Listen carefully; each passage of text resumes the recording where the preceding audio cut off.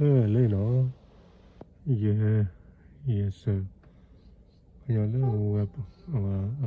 tôi sẽ cao cao cao cao nó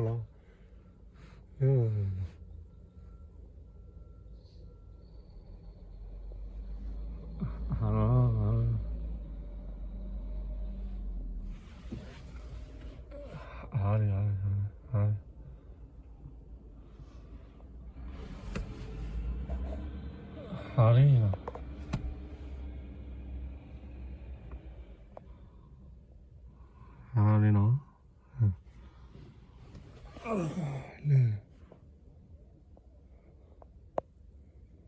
bớt